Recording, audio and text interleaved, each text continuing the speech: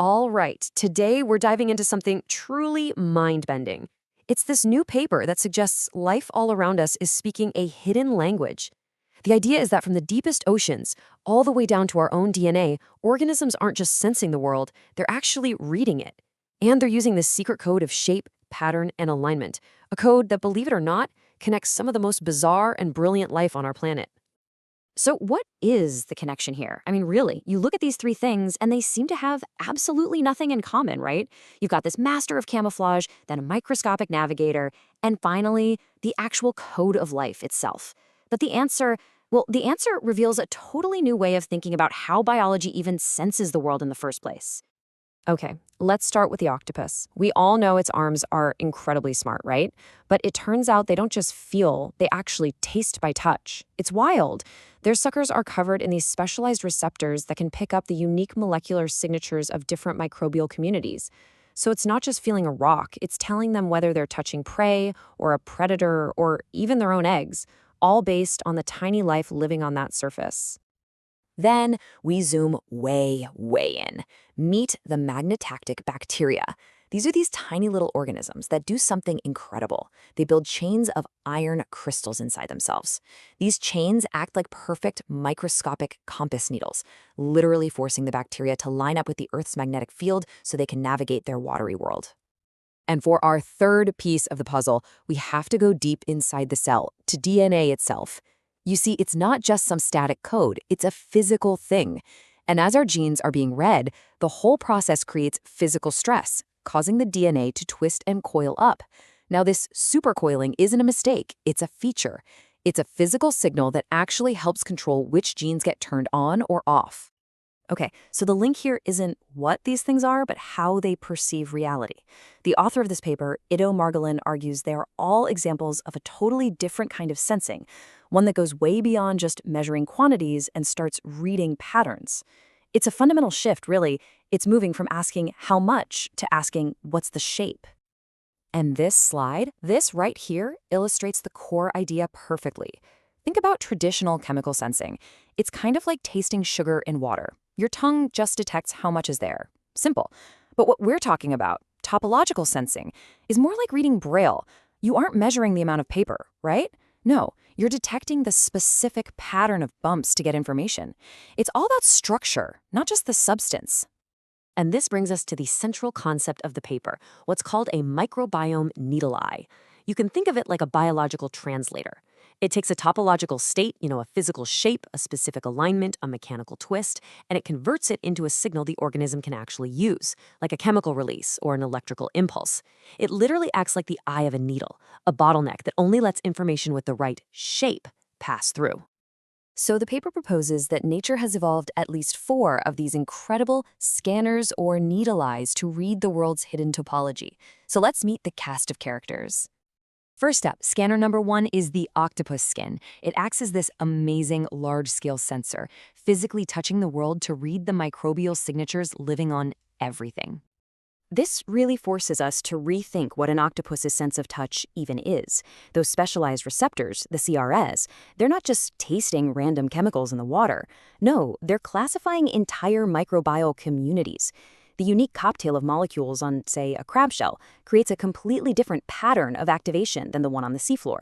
This gives the octopus this incredibly rich, textured map of its entire environment. All right, our second scanner is the magnetotactic bacterium we talked about. And this one brings a sense of absolute direction into the mix. Now, the crucial point here is that these bacteria don't just sense a magnetic field. Their physical bodies actually become an extension of it. By lining up in these chains, they effectively filter all the crazy complexity of their environment down to a single dimension along the field line. This gives them a fundamental axis, a north-south, that can be used to structure the entire microbial community around them. Okay, the third scanner is a little more abstract, but stick with me. It combines light and time to add yet another layer of information. Now, this is a wild one. Some microbes produce these molecules called porphyrins that actually glow under UV light. This creates basically a fluorescent map of what they're doing metabolically. At the exact same time, other molecules called cryptochromes are acting like tiny biological clocks. The idea here is that nature combines these two things, creating signals that aren't just patterns in space, but patterns in time. The system only pays attention when the right spatial pattern shows up at the right time of day. How cool is that? And that brings us to our final scanner, which takes us down to the most fundamental level, inside the cell itself. You could say this is the ultimate needle eye. There's an enzyme called topoisomerase 1, or topo-I, and it doesn't just manage the twisting of DNA, it senses it. It acts like a tiny molecular stress gauge, reading the physical strain on the chromosome. So when the environment changes, the cell's activity changes, the DNA twists a little differently, and topo-I reads that twist and feeds it back to change which genes are being expressed. It's a direct physical link from an external force right down to the genetic code. Okay, so we have these 4 incredible scanners, right? Each one reading a different kind of pattern. But what if they weren't separate? This paper's real breakthrough isn't just identifying them. It's proposing a blueprint to combine them all into a completely new kind of device, a biohybrid sensor skin. And here's the architecture. I want you to imagine a soft, flexible skin. At the very bottom, in layer 1, you've got the microbes whose internal DNA topology, that twisting and coiling, is responding to the environment. Then in layer 2, you embed those microbes, including the magnetic ones, to create a structured, field-aware community. Layer 3 is that octopus-inspired taste-by-touch surface. And finally, layer 4 is an optical system that literally reads the glowing patterns and is gated by that biological clock. It's all 4 systems working together. So why go to all this trouble? Well, as the author puts it, the real power isn't in any single sensor. It's about coincidence detection. Basically, the system is designed to only flag an event as important when multiple channels, the touch, the magnetic alignment, and the light patterns all agree. This is what filters out all the noise and lets it hone in on real structural changes in the environment. Now, I know this all sounds very futuristic, but it's actually aimed at solving a critical real-world problem that our current technology really struggles with. So why does this all matter? Well, the flagship mission for this OctoCR skin, as it's called, is detecting coastal dead zones. You've probably heard of these. They're areas in the ocean where oxygen levels just plummet, killing off tons of marine life. The big problem is, by the time our conventional chemical sensors actually detect the oxygen drop, it's often way too late. And this is where topological sensing becomes a kind of superpower. See, long before the bulk oxygen level crashes, the microbial communities on the seafloor start to reorganize.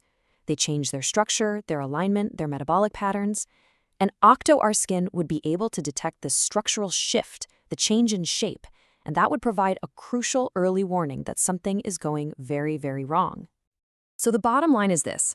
By learning to read the patterns, not just the amounts, we could gain the ability to see these ecological disasters coming before they happen. And that gives us a chance to actually intervene. It's a huge shift from just reactive measurement to predictive awareness. And that really leaves us with a final provocative thought. This paper lays out a whole new alphabet for reading the natural world, a language of topology.